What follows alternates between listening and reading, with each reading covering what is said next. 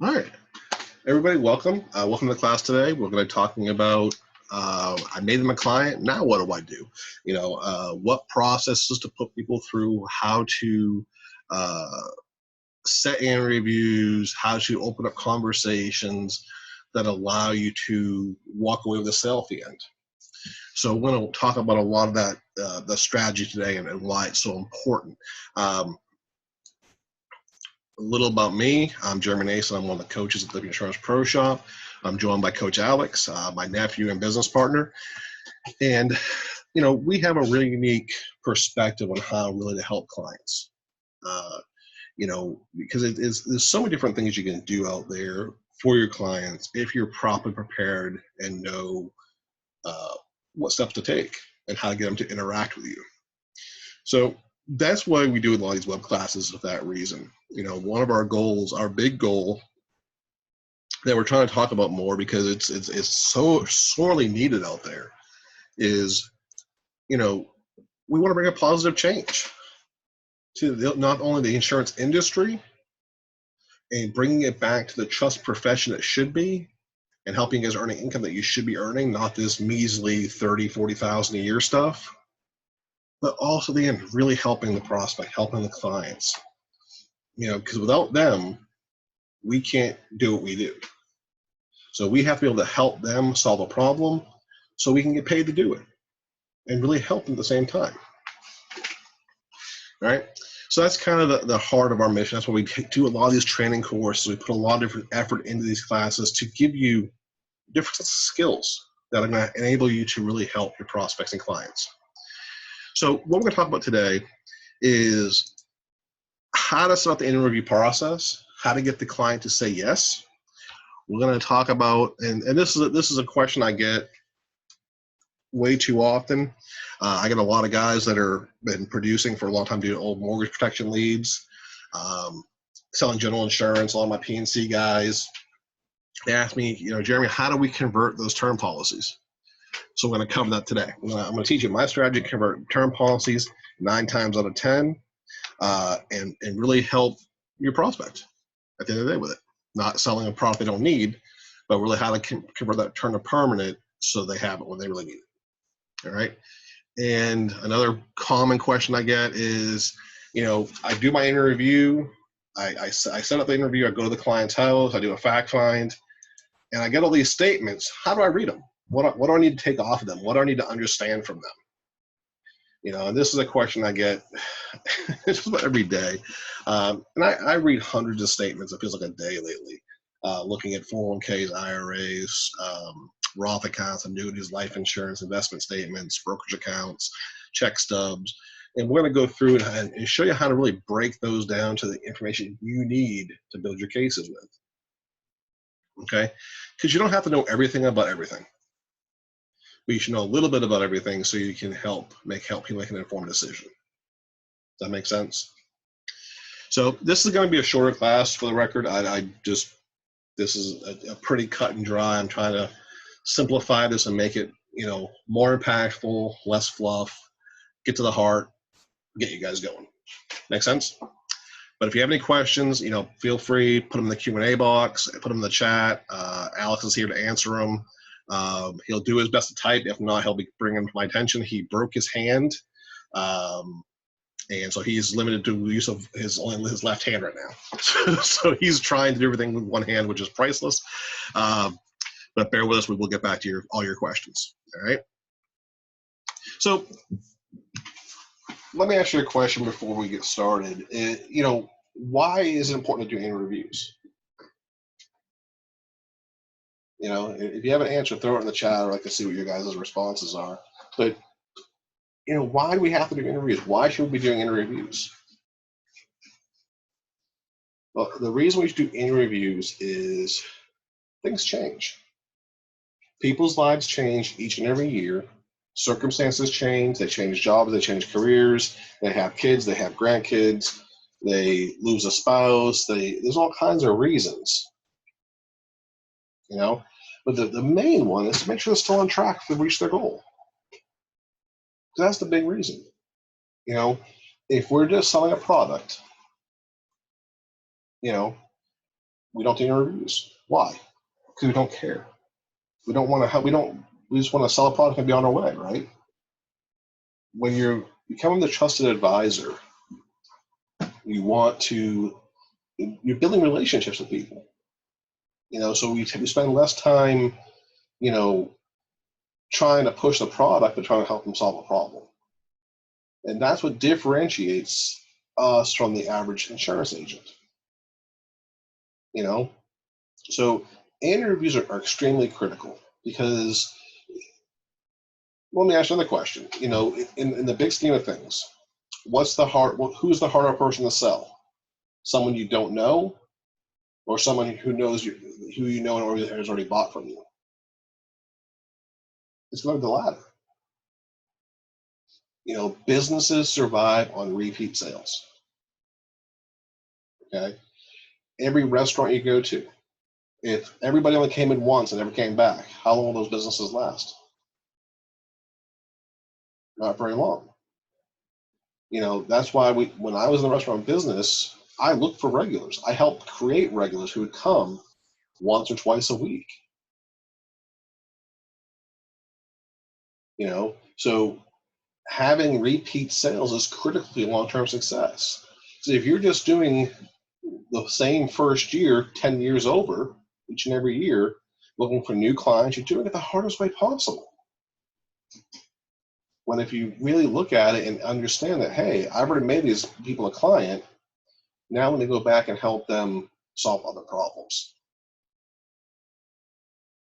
And I know I said this 1,000 times in these web classes, how many times does the average customer buy life insurance?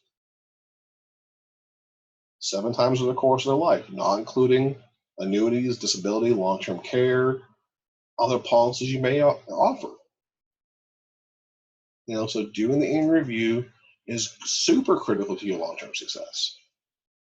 If you're not doing them, you're leaving thousands, if not hundreds of thousands of dollars on the table in lost earnings. Does that make sense? In a business where we're trying to help people and make a living doing it, is it wise to leave money on the table?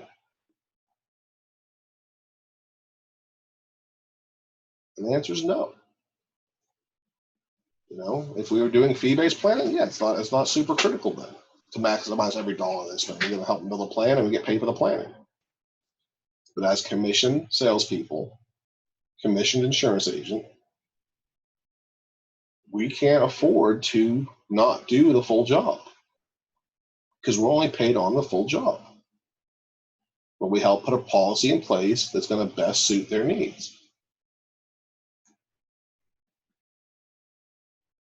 Okay, and there's all kinds of steps to building credibility, to enabling you to do interviews. One of which is doing a client newsletter. Having a constant contact with your client, so when they have a problem, they know who to turn to, and your face is always in front of them. So now when you call, they recognize the name. I have an agent I'm working with down in Florida who hasn't worked with her actual clients in 4 years. Has stayed out of touch with them. Now she's going to try to go back to them now. Has sent a newsletter, has sent an email in 4 years. What do you think her response is going to be from people starting to set up these interviews now? It's going to be hard. But if you stay in constant contact, when you call people, they respond. If you're not just trying to sell them something. That makes sense? So the first thing I want to talk about is the script, and I hate scripts. I gotta stop using the word script, but these are the ideas that I use. These are some of the questions I ask to get people to want to meet with me. Okay, and again, people aren't going to meet with you just because you're a nice person. We're all great people, but unless they see a problem, why should they meet with you? So a lot of these techniques I'm going to share with you, these scripts, kind of, make sure you put them in your own language. Make sure you keep the thrust of what we're trying to help them do, but put it in your own words. Make it your own. Internalize it. Make it a conversation piece. Because realize that when you're talking to your clients, you know, if you're always giving them a sales spiel every time you talk, they're not going to respect you. They're going to move on to somebody else. You know, have a conversation with them. When I do these web classes, I'm not up here trying to lecture you guys. I'm just having basically a one-sided conversation because no one's responding to me. Well, if your mic's are on, you probably only respond, but that's one of the story. But you know, have a conversation with people. Really care about their situation. You know, because if I've had agents that were great with the questions, could rattle them off one after another. He had memorized all of them. And I'm like, that's awesome. You're doing great. So I had him role play with Alex. Alex loves to role play with people. So if you've not had a role play session with Alex on using some of the techniques we have, give him a call and set one up. All right. But when Alex role played with him, well, let me ask Alex. When Mr. Joe called and was going over the questions with you that he memorized, what was your first impression of it?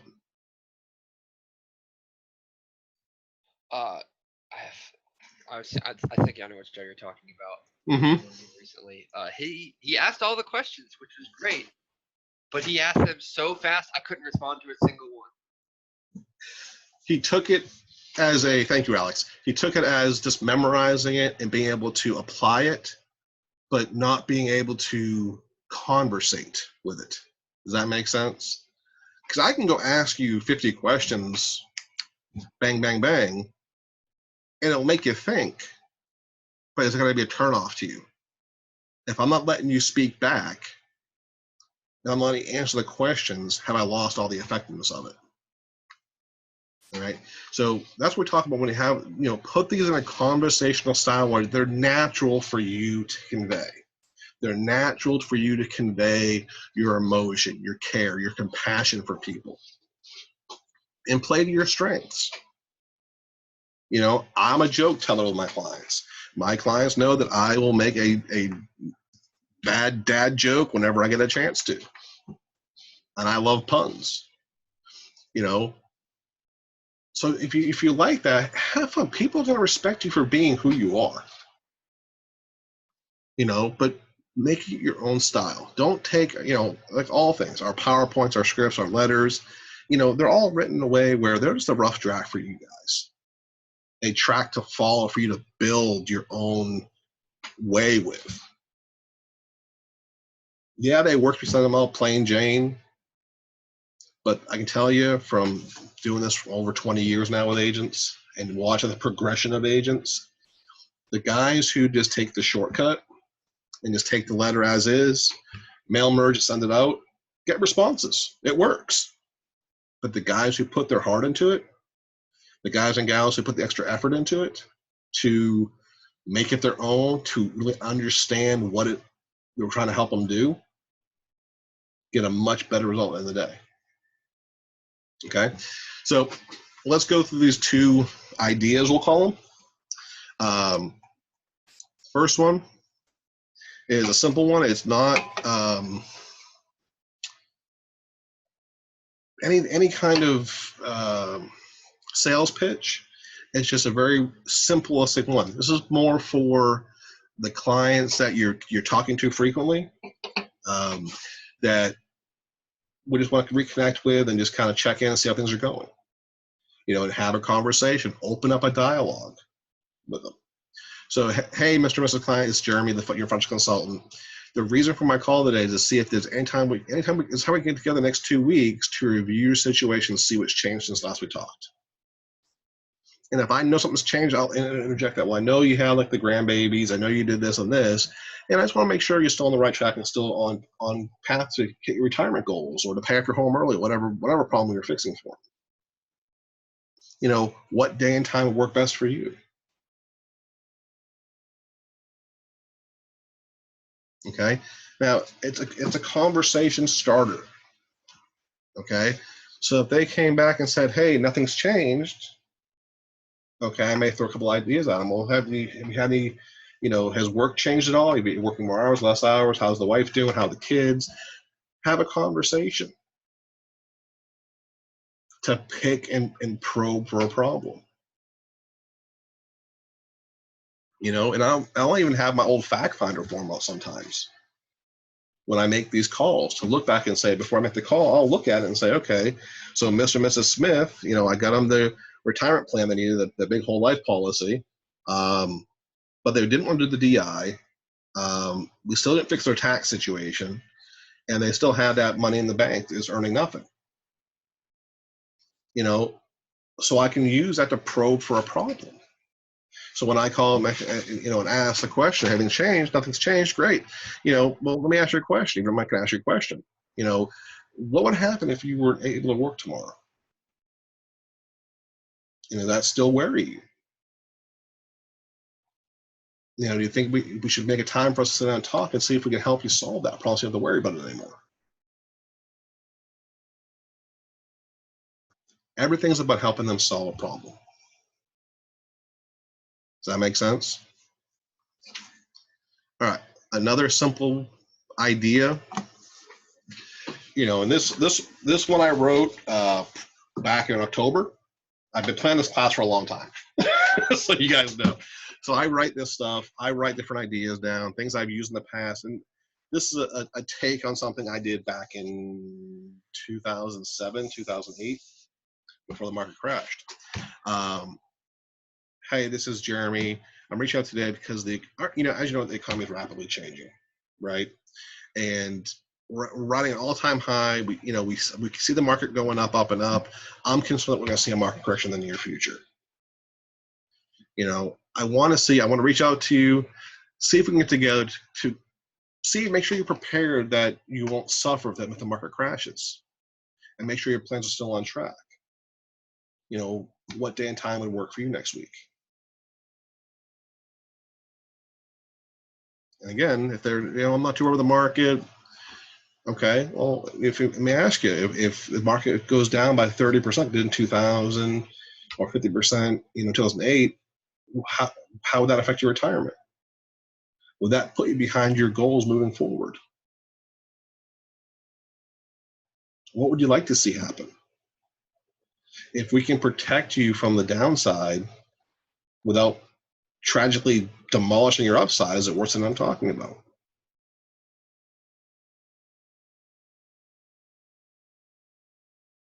Does that make sense?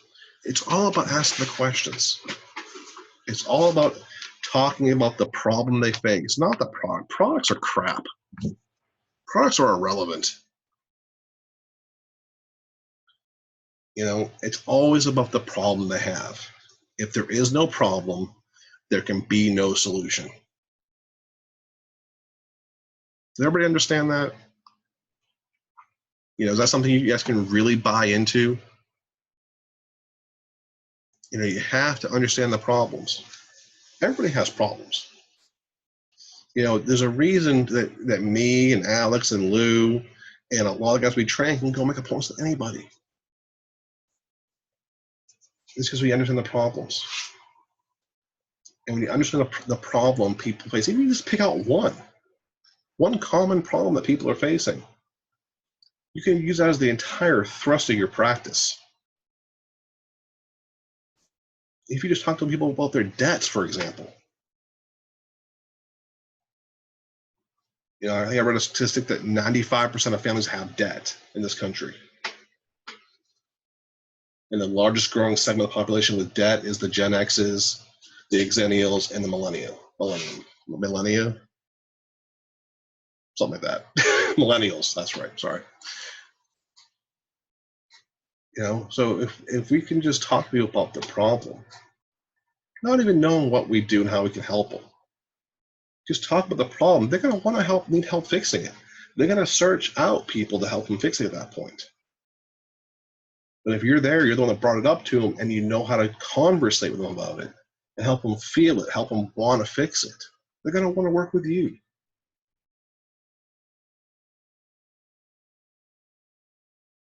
Does all that make sense? All right, so the next conversation, we're going to talk about is the term conversion conversation, because this is, probably the biggest missed opportunity most agents face, to be honest. There's so many agents I talk to that clients have term policies, whether they bought them from that agent or from somebody else. But having those conversations to talk to them about, what the big problem is with their term. Because we all talk about the fact that it's wasting money. We've all heard this, right? Term's wasting money, not going to be where you need it. We've heard the stats from the insurance company that 75% or better term policies never pay out. That you're better off taking money, wiping your butt with it, and throwing it in the toilet, rather than buying term.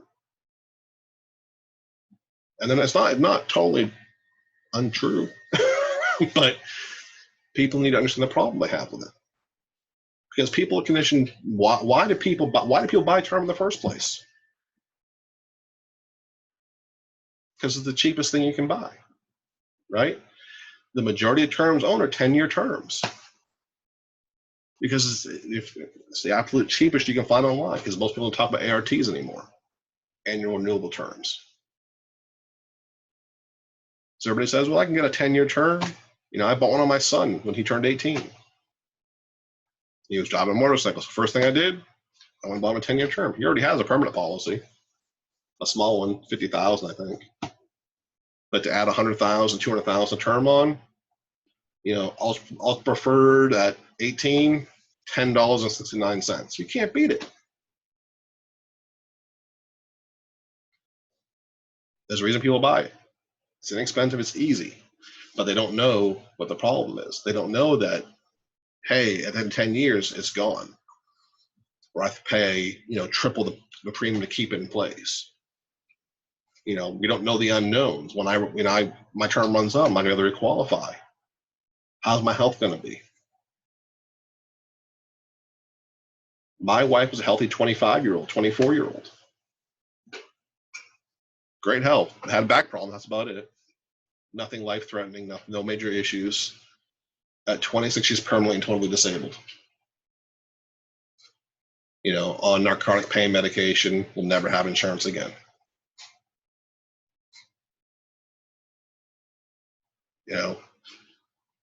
Alex's brother, TJ, military, great health, 24, 25 years old, faints at work one day, almost had a diabetic coma, uninsurable. Can't control his sugar stuff. It happens. It can happen to any one of us any given day. So to have the uncertainty behind that and be able to use that as a talking point of helping people understand that, hey, you have a problem on your hand. Yeah, you bought it. I'm glad you had some coverage. But what are you going to do when it's not there? All right. So part of the conversation we're going to talk about with the term conversion, one is you made the appointment with your client to sit down and talk about their situation. You're doing your fact find. That's part of we're not going to go into a lot about this. That's part of the process, is to start a new fact find, to uncover additional problems they're having. So it's doing it again. And every year you do the same thing, uncovering additional problems, talking about the problems they have and helping them move forward to fix those problems. So you start with the fact find.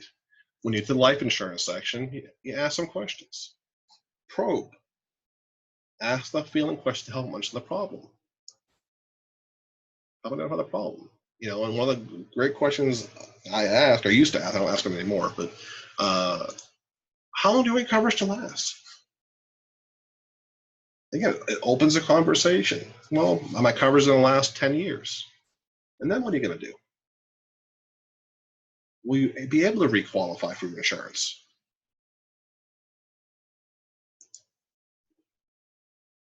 What happens when the term runs out? Will you be healthy to requalify later on? If you can't requalify, what are you going to do? And then we go into a simple presentation. Because one of the things Lou taught me early on was people don't know anything about life insurance. Okay, all they know is about all people know about is what they're taught from the entertainers out there or the few agents they've seen. And knowing what most agents sell, looking at the more protection guys, looking at the typical P&C agent, the typical insurance producer. What's the only thing quoted online now? It's all about term insurance. Who has the cheapest rates? All the commercials on TV, all the commercials on Facebook, or the ads on Facebook. You have, everything's about, even Walmart a couple of years ago was selling MetLife term out of a box in the store. So you have to help people understand how big a problem they have. So one thing I asked them, and have we gone over the difference between term and permanent insurance?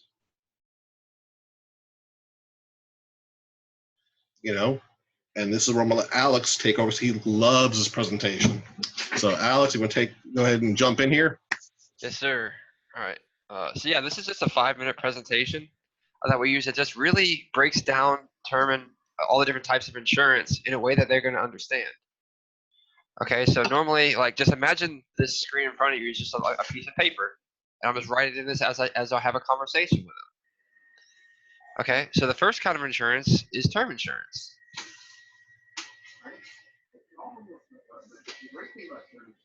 Alex, we just lost you.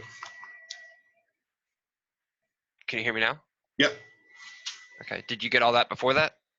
I got up to the term insurance. Okay. All right. So the great thing about term insurance is that it's the least expensive initially. The problem with term insurance is that the premiums are guaranteed to go up. And at the end of it, all you have done for it is a bunch of receipts. You don't get anything back. Okay? If you think about it, it's a lot like renting a home. Now, when you first moved out of your house, did you rent?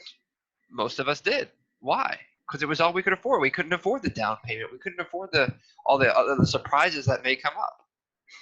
Okay, but just like we're renting, it's the least expensive initially, but every year your rent goes up, or almost every year it's always going to go up. And at the end of it, all you have to show is all the receipts you paid over time. You don't get anything back. Okay. On the flip side, we have permanent life insurance. Now, permanent life insurance is the most expensive initially. Okay, but the good thing is that the premiums are guaranteed to stay level. They can lower, and they can even stop. And at the end of it, as long as you've kept it for 10, 15 years or so, you can get all your money back plus a bank type return. Now, I say bank type return if you're using more like a variable life insurance, you could say investment type return. Just be careful with the term you use there. A bank type return is something they understand. It's also, it makes a better comparison for when you're comparing it to owning, which I'm going to do just right now. All right. So if you think about it, it's a lot like owning a home. Now, do most of us own homes nowadays? Absolutely. Why? Because we understand it's a good investment. But let me ask you, if you sold your home in the first year or the first or second year after buying it, are you going to get all your money back? No, you had all your closing costs, you have all of your appraisals, and all that other stuff that you've done the first couple of years. It's the same with life insurance. You have all those fees you have to pay for up front before your money's building up, before you build that equity. All right. Now, in between there, we have hybrids. So these are going to vary depending on if it's more like term or if it's more like permanent, and basically they're just a blend of them. So they're going to be more expensive than term, but they're going to be less expensive than permanent. Okay, generally the premiums will remain level, but they may increase or they may decrease. It all depends on if, like I said, if they're more like term or if they're more like permanent. And at the end of it, hopefully you'll get all your money back. You may look a little, but you're probably not. If you think about it, it's a lot like owning a mobile home or a condo. If it's a mobile home, it's going to be cheaper than the condo, but you have a lot more depreciation, so it's not going to hold its value as well. You have all your lot fees and all that other stuff as well. So your price could go up or could go down depending on how those fees fluctuate. And at the end of it, are you gonna be able to sell it and get all your money back? Probably not, but you'll probably get most of it back. On the flip side, if it's more like condo, more like permanent insurance, then they hold their value a lot better. You still have a lot of fees you have to deal with, and a lot of maintenance. So, but generally, like, you can pay those off, and so that your premiums can lower, or you could stop, and you'll probably get all your money back. Now, a couple different things about this presentation is I broke into terms they understand. All right, everyone understands renting and owning a home. They understand that, yes, they're not going to get all their money back in the first couple of years. But they also understand that it's a great investment over time. Okay. The other thing was I said it's the least expensive initially, because that's what it is. Like, term and renting is the least expensive initially, but it's guaranteed to go up. So you want to make sure you're saying initially, and then it's guaranteed to go up. All right. And then I'm also showing them what they get back at the end of it. No one likes putting the money into something that they don't get anything back out of it. It's just a big eye opener that just really hits the point home. Does all that make sense? All right, thank you, Alex. That puts it in perfect perspective. And when you use that presentation effectively, the comment I get, Alex gets, Lou gets, every time we do it, whether it's a group of agents we're training or a individual, we're talking to, why would anybody want to buy term? And that's the simplest thing you want to come out of it. You want them to say, well, why should I buy term? When I ask a question, which one would you prefer? Do you want to rent or own your insurance? If I can help find the money, does it make sense to convert your term to permanent insurance? Again, it's all about creating the conversation, helping them understand the problem they have, and then how you can help them fix it. Because again, when it comes down to it, the reason people don't want to buy permanent is why? The expense. That's what we hear all the time. I can't afford it on the money. It's too expensive. But if you can help them find the money, move money from pocket A to pocket B so they can get what they want, how can they say no to it? Sound good? All right, before we move on to the next topic, Jeremy, I just want to say a couple things. First of all, I know it sounds like we're coming down on term a lot. There's nothing wrong with term. It has some great uses that we can really help our clients with. So one example of that is you can use it to lock in health. So like right now, they may not be able to afford that $200 a month. It may take some time before they're ready. Okay, so when we can sell them a cheap 10-year term that has convertibility options, so we know they're going to remain healthy. We're making them a client, so we can come back with them in a year and everything else. So there's still a bunch of different things that we can use term for. And I just don't want it to fall by the wayside. It's just the biggest problem that we have is agents that say, oh, here's a cheap term, buy this. And we never want to do the one size fits all planning. But Absolutely. I don't want to get into that though. So yeah, that's a whole other conversation. But yeah, it's a great point. I mean, locking in insurability; those are some words you guys should learn and take use of. I know when Alex first started, I had told him gave him that phrase. It locks in your insurability because he couldn't. Being fresh out of college, you really can't afford to buy a permanent policy that you want. He wanted to buy a large policy. So he got him a term for the first 2 years, and then converted it over. I always got in the habit, even when I was younger, 19, 20, 21, I'd buy a term policy while I was healthy, get a great rate on it, and then wait 2 or 3 years, convert it. And just do that consistently. So every time I converted a policy, I bought a new one. Always wait for me to lock in what I was doing so I could always get more coverage. And I'm lucky to do it for my wife, who's disabled. I had bought her a term policy at 25 years old. I got her a great preferred non-tobacco rate. She quit smoking for a year. It was like perfect timing. And when she got sick, became disabled, I was able to convert it to a no-lapse GUL, maintain that non-tobacco rate, even though she was smoking then again.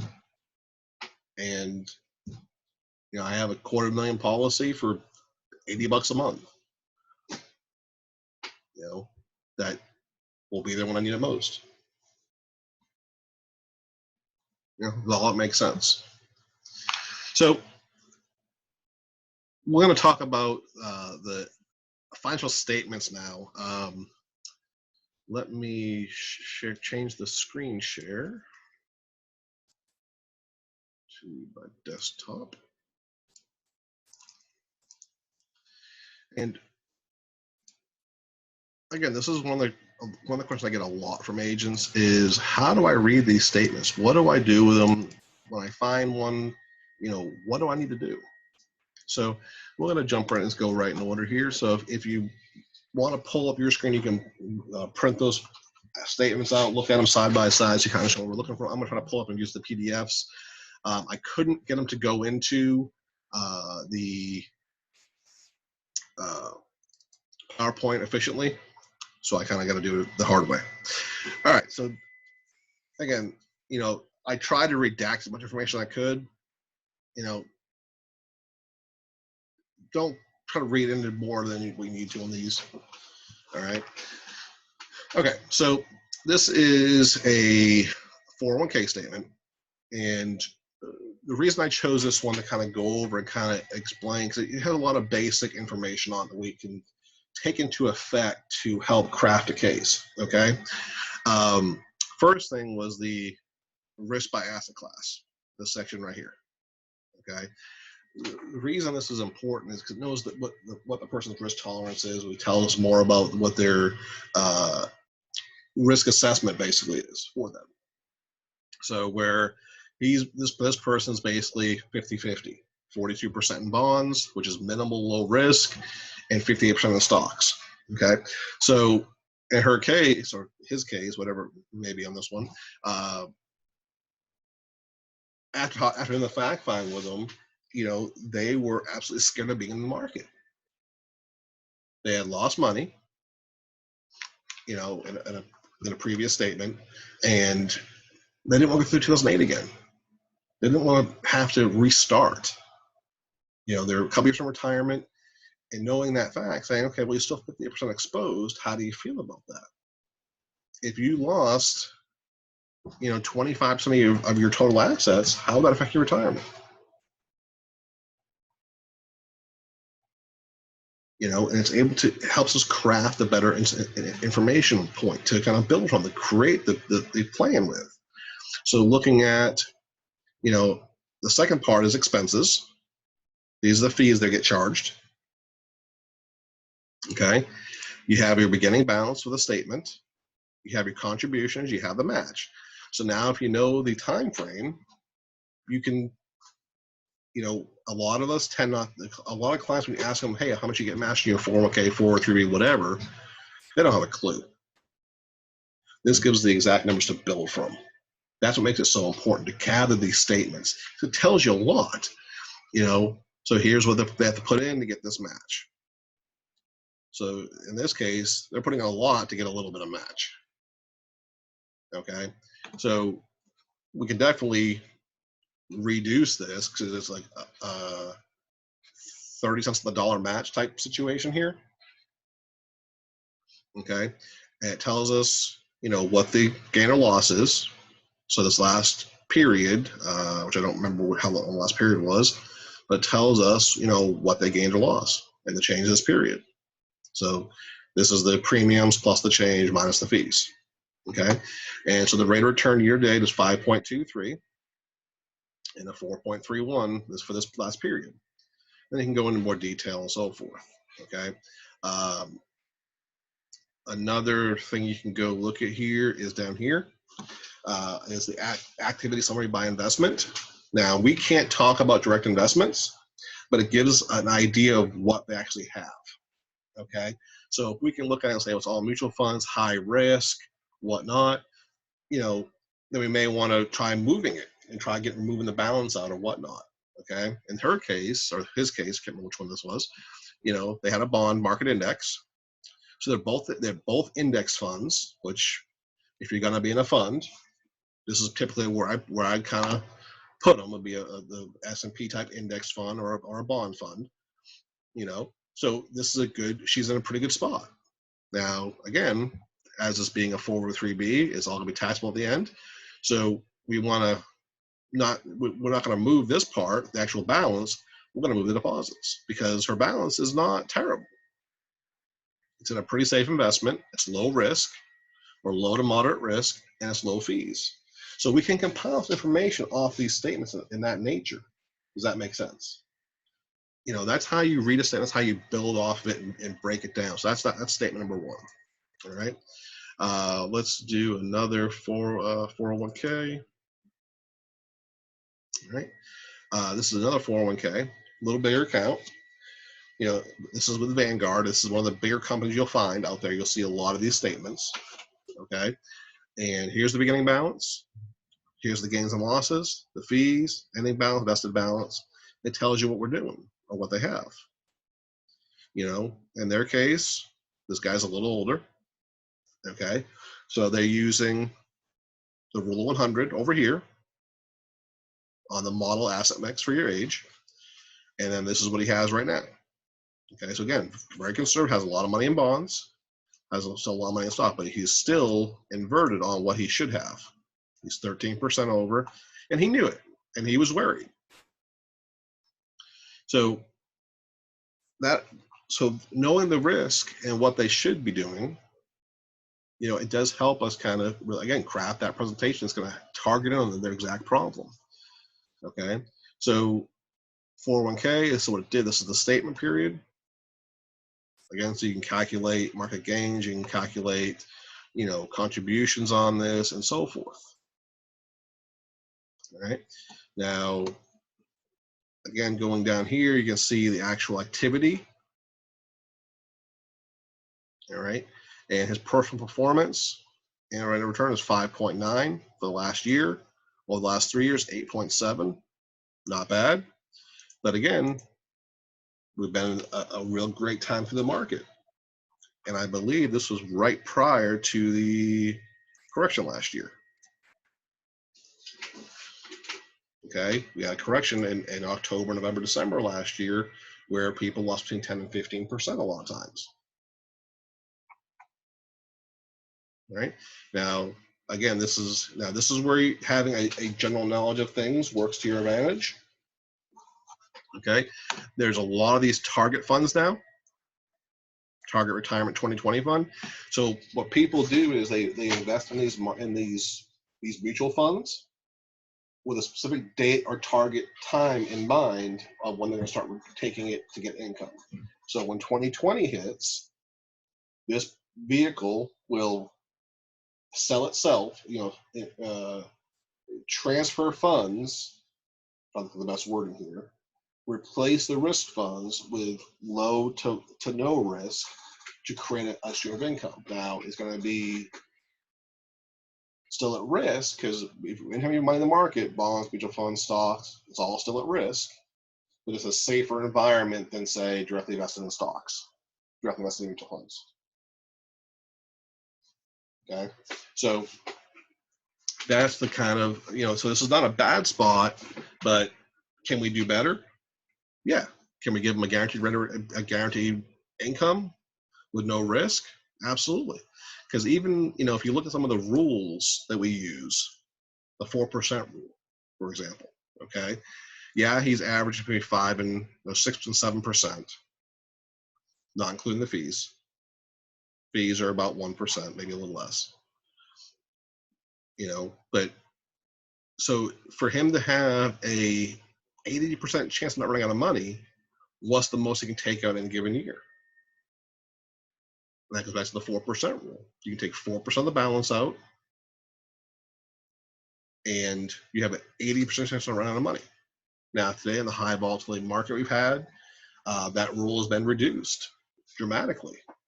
You know, it's gone from 4% down to 2.8%. So you're looking at a 1.2% or over 1% loss of income to have that risk. Now, looking at the big picture of things, okay, so worst case, if we know they can only get 4% on this, and they're in their 60s, you know, one, I know with any income rider I put out there, in their assist, they're going to start at about 4.5%, 5%. So does that mean my product's going to get more income initially? Absolutely. And it's guaranteed with no risk. So these are things that can help you identify the problem. Okay. So we'll go to the next statement now. And let's talk more about mutual funds. Okay. Now you can see this one. I grabbed this one for a reason because it shows the loss. So the personal rate of return was at 5.91 since 2006. And year to date, they're at negative 0.683. All right. They got no fees. I'm not sure. I guess they have no load funds or whatnot. They lost $10,000.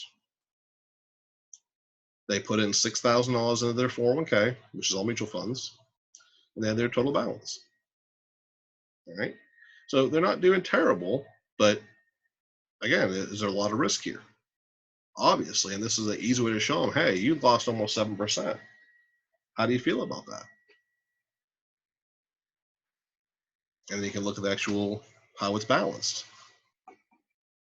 Okay, target fund is moderately safe. If they have all their funds going in there for future contributions, they have a lot in growth, which is typically high risk, a lot in equity, some balance, American Balance Fund, and so forth. But again, it's still all at risk. And then you can see the lifetime of fund returns and so forth, and expense ratios, and this gives you a lot of different breakdown of things you can show them. By investing in this fund, yeah, your potential growth is good, but you're going to pay a lot more. So if it's costing you, if you lost 2%, you're actually losing 3%.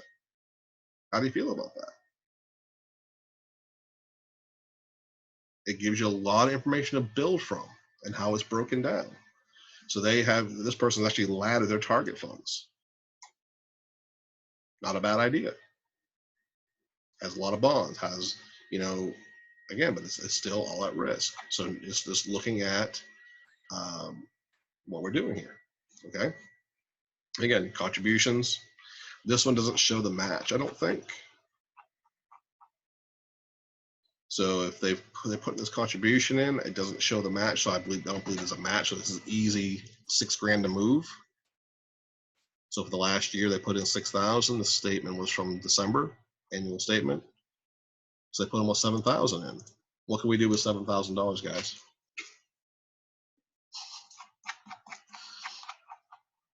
All that makes sense? All right, so that's the two the three big ones here. Let's look at another common statement that we take for advantage. That's the check stub.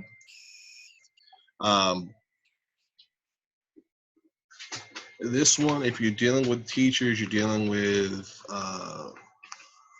anybody who's working, this kind of gives you a real glimpse on what they're doing, where the money's going to.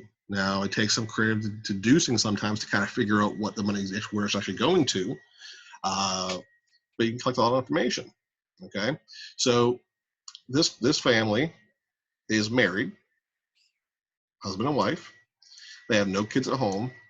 The first thing that jumps up to me is that they're claiming a zero right here. Now, this person is the breadwinner in the family. Okay, so for them to be claiming zero means they're overpaying their taxes. That's first and foremost. So that means they're probably paying way too much and getting a big refund at the end of the year. All right, so something to take notice of so you can run the numbers on it. Okay, I don't care what their pay rate per hour, how many hours they work. I don't care about that stuff. Fed withholding, they're putting a lot in there, a lot of mass withholding. And then you see the big ones over here, the big deductions, right? So you look for before tax, after tax deductions on here, and it shows that, hey, you're putting in $698 in your deferred comp. You're also putting $202 into a retirement plan, which in this case was a TSA. So right there, there's what, $900 a month that they're spending that we can reposition for them. Yeah, they'll pay taxes on it, but how much better if they had a time and got all this money tax free at the end? Okay, so this is the kind of information you should be able to pull from and learn from, and look at what are the benefits they have.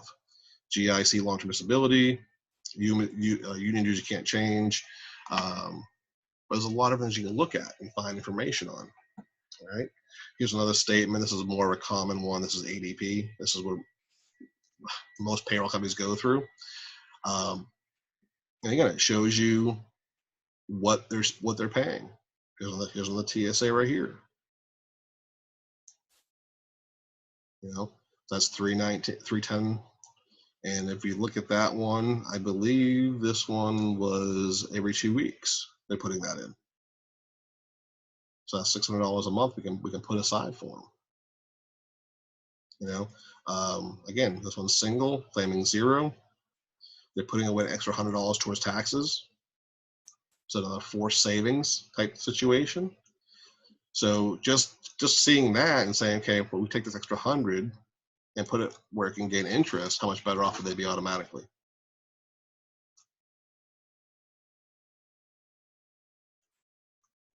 That makes sense? You know, so there's different things you can pull and gather by looking at these and taking just a glimpse at it and saying, okay, what kind of seems out of the ordinary?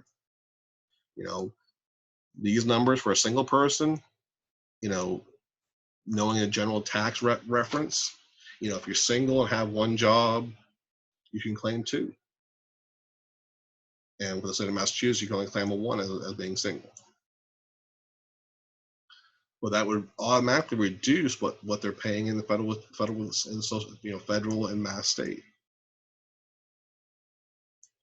You know, so if they're putting in 400, you know, this may drop. Well, we know 100 is extra every 2 weeks. So that's $200 a month. We can move automatically.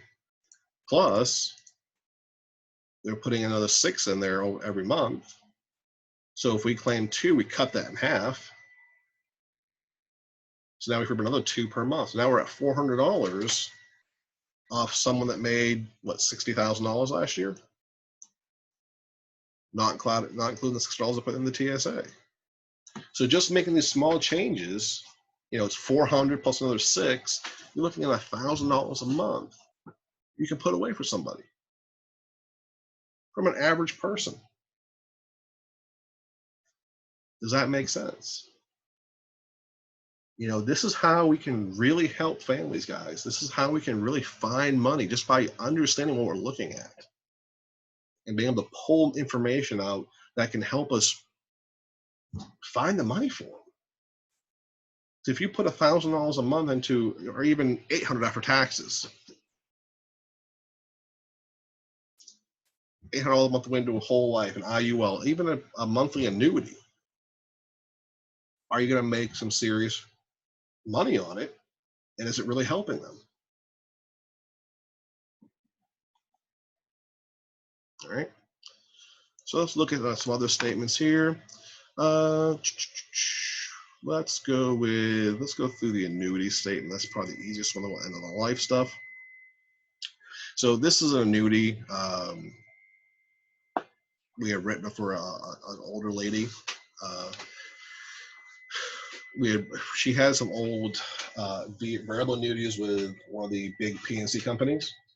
So we helped her move it out of risk into this is a guaranteed, a multi-year guarantee annuity. So we're just moving from A to B. So getting it out of risk to get a guaranteed rate of return. So the rate of return will typically show you on here, or you can do the math on it. So here's what the math was. We put in 12,000. They're getting paid 3.25% guaranteed.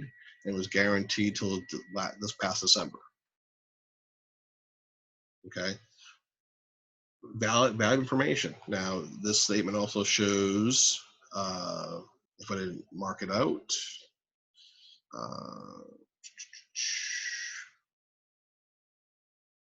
it's not showing it typically shows a tax status on here. This one I believe is non-qualified though. That's why it's not showing anything. but it shows a lot of information that can be valuable to you. So now you know what the cost basis is. It's 12,000 when it went in here. So if she cashed it out, she's going to pay tax on the 14,000, depending, and maybe more depending on what her previous cost basis was. You know what her rate of return is on that for that period. It's now expired, so we have the chance to move it. So it's guaranteed to this, so it's out of surrender charge. So now we can move to something else. In her case, we moved it from this vehicle to a 4% 5-year return, and because she's now 79 years old, I believe. So again, very simplistic thing to understand. When you understand what you're looking at, you can see the problems they have. Do I have any more annuity statements? Don't. Okay, we can look at a pension statement though. This is another common one you'll find. This one is one of the statements we get when we're doing income planning. So if someone has a pension, we want to request from their human resources department a statement of the pension, so we know what options they have. But also, if we know that there's a lump sum buyout, or is it payments only, we can best, that we're not worried about if they have. I had a client that had $1 million in their pension, but there was no lump sum option. So all we do is take payments. So there's no other option besides that. So it's deciding whether we want to take a single life or a 100% to survivor. It's a balancing match. So, if you look at this first one here, this is the highest payout. This is life only. Okay, it's very similar to how you work. They're basically the same thing as you do with a SPIA. Okay, so with a single life annuity, no guarantee, which is life only, that's the highest payment you're going to get, $2,000 a month. Okay, if you do a life with 5-year guarantee, 60 months, you get this. If you do, joint and survivor, 50% reduction. So as long as you live, you get $700. When you pass, your spouse will get $859, and so on and so forth. So you kind of got to balance it, and then saying, okay, well, if I go, if like this client was 65. Okay, so I know if we go with this payment, right, we need, if something happens to him, we need to replace $2,000 a month or $24,000 a year. So how much money do we need to have to generate that? For the pension max. So if we want to put a life policy on him, to replace that, how much we need to have, how much it's going to cost him. If this is less than, joint and survivor, which typically where people are going to go is 100%. So that's $500 a month. Can we get enough coverage to replace this at $500 a month? Or looking at other assets they have, can we supplement it? Can we make it work for them to do that? Does that make sense? All right, and the last two statements, we're going to talk about whole life and IUL. I'm going to bring both of those up.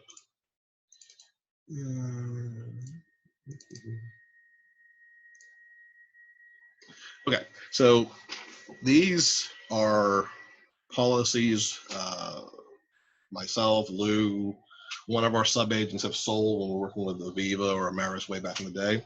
I just want to show you, some of the things that you can kind of pull from this that are important. Okay, this was an LP65 with the Ameris policy. Client was putting $261 a month away. PAC had base coverage, pay up additions, had base policy. It's a good mix there, and it shows the important information. If we were to replace this policy, which I never would do as far as a whole life goes, there's $71,000 in it that we can work with. So if we were looking at someone who is in their 60s, 70 years old, whatever, and want to take income, we could take roughly 4% of this as income and have it not run out of money long term, being it's a whole life. And some of them show different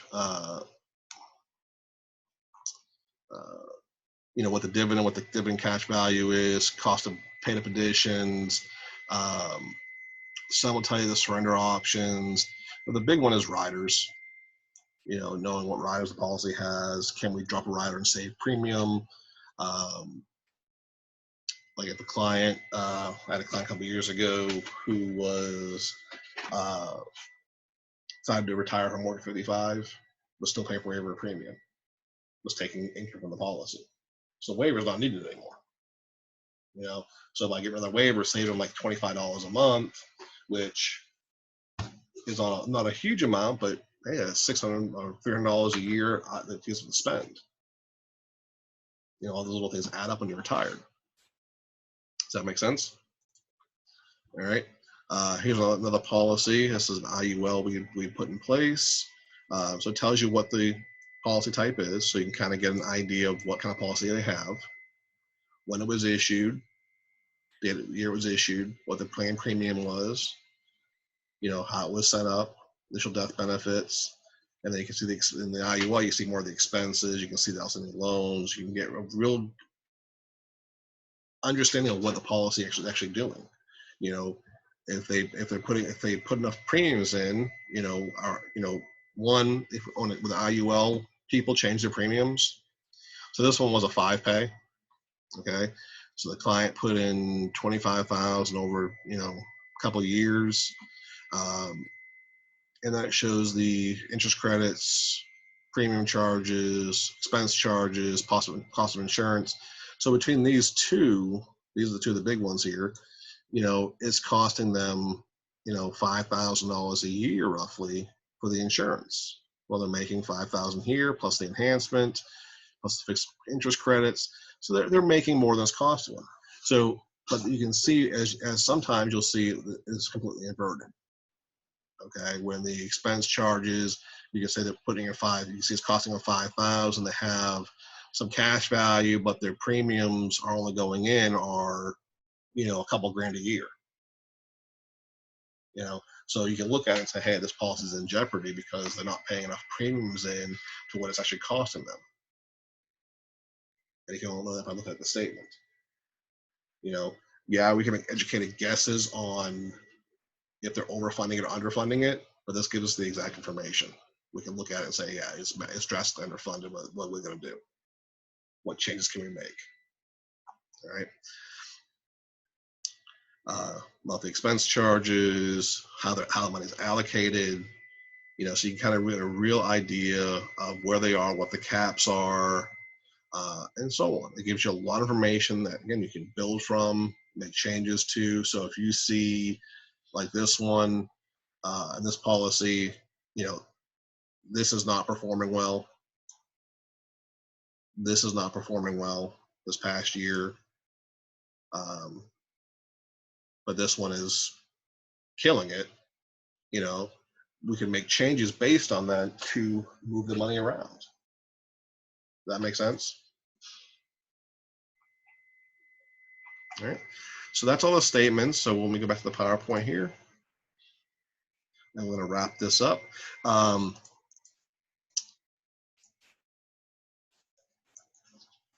So that kind of gives you, you know, exactly what, how these annual reviews, how these statements, how all this comes together for the client. And that's why this is so important, is really understanding what we can do for people and how we can help them free up money, how we can help them eliminate risk, how we can help them become, you know, path to financial independence. All right, that kind of sums it up. Before I let you guys go and start asking questions, if you're not aware, we do have the financial class series starting up. We had the first class, which was the introduction to it. We're getting a lot of great responses to it. The spots are filling up fast, so if you want to get on these calls, make sure you do pretty quick. The next class, I believe, is April 10th, Alex. So April 10th, the next class that will be going over concepts you need to understand. But if you have not gone and watched the introduction, you can still get it by going those links above or the full FCF page to get the rest of the class detail. All right. Any questions today? And I went through a lot of stuff. If you have a question, throw it up in the Q&A in the chat. Raise your hand. We can unmute you. You can speak if you want. We got a few more minutes before we're going to close it down and get back to work.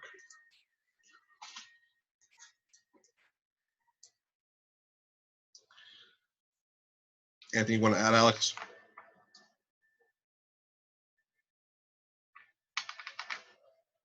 Can you hear me now? Yes, I can hear you now. All right, sorry about that. We did have actually one question. Okay.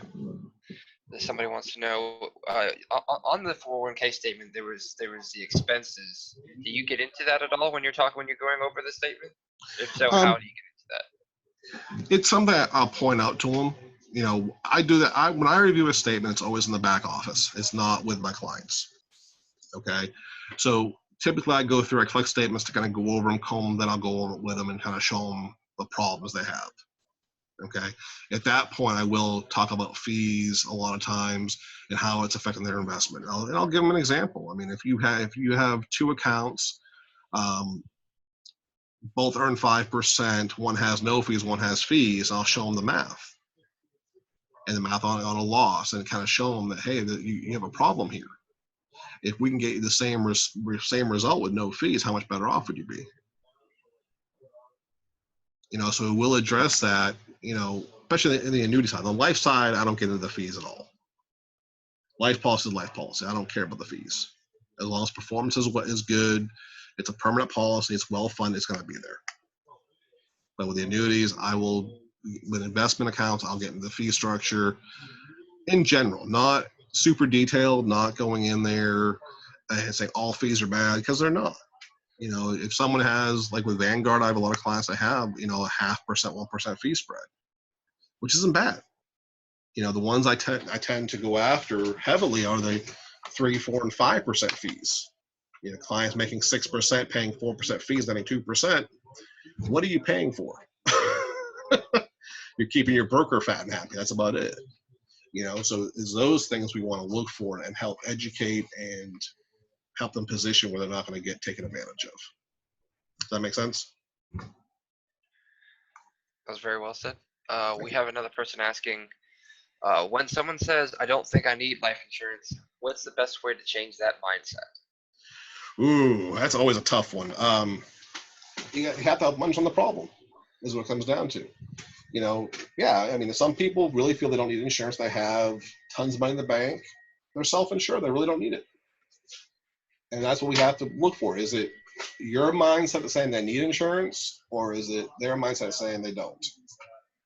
You know, are we looking at the wrong thing? Are there other things we can help them do rather than trying to fight that battle? You know, if I have someone who's absolutely, you know, I'm trying to think of an example here. I had one guy that had zero money in the bank. He had like $1,000 checking account, $1,000 savings account. I don't need insurance. He had 3 kids. And I asked him, I said, what would they do? Oh, they'll be in trouble. You know, if we can show you how to get the insurance, I don't need insurance. I don't believe in insurance. Okay, so what are your kids going to do then? If you're not here to provide for them, who's going to take care of them? The state? Your family? What kind of father does that make you? Sometimes you have to ask the hard questions. You have to help them see the problem. And some people, hey, they're not worth the aggravation sometimes. There's been numerous times that I've closed my book and said, do you want to tell me what you want me to tell you what you want to hear, or what you really need to do? You know, and there's times I've closed my book and walked out of places. If that's how you really feel, I can't help you. I'm not going to sit there and fight about it either. Yeah, and the other part of that is sometimes is they just don't really understand it. So a lot of times helping them understand it, they'll want it. And the other part is they may be using that as an excuse because they don't see how they can afford it. So it's easier just to say, oh, I don't believe in insurance. Absolutely. Especially when it comes, not so much as insurance as retirement. They're like, oh, I don't want to retire. It's with all. So a lot of times when you ask them the questions and show them the hope, then they get excited about it. And it's like, yes, I need that. Yeah. Yeah, and you just help them show them the benefits. I mean, yeah, I mean, some people want life insurance, but we know they need it. You know, that's why we find multiple problems we're helping them solve. Because at the end of the day, how many people really want to buy insurance? No one. Everybody thinks they're immortal. We're never going to die. You don't have to worry about it. You know, so they don't know what they don't know. So you have to, as the advisor, you know, help identify the problems they have, and then you can use that insurance as part of the solution. You know, that's why we sell a lot of policies based on the early mortgage payoff. We focus a lot on, you know, retirement planning, the tax-free income. Why? It takes the death out of the equation. It's showing that the legislature has a living benefit to it. Not only will you get taken care of when you die, but well, hey, if you live, great, you have this tax-free income, you have your home paid off, you have all this stuff that goes along with it. You know, so it's changing the mindset in a different way, because if you can't fight with people on it, because people aren't going to change. You know, they're not going to change the way they think. Does that answer your question, Nadine? Perfect. All right. Any other questions today? All right. If there are other questions, we'll wrap it up. If you have any questions, you think about any questions after class, you know, email me, email Alex, give us a call. We're here to help you guys always. You know, one of our bright spots that we like to tout about ourselves is we are probably one of the few people that still offer great customer service, and that we are 100% dedicated to helping you reach your goals, and we want to support you to do that. You know, so please give us a call if you have any questions. Again, thank you for taking time out of your busy day to come out and talk with us. We look forward to seeing you next month. The next class will be April 24th on niche marketing. So make sure you keep an eye on the private side for that, because the link will be on there relatively shortly on how to register for it. Other than that, everybody, thank you and make it a great day. Thanks, everybody. See you next time.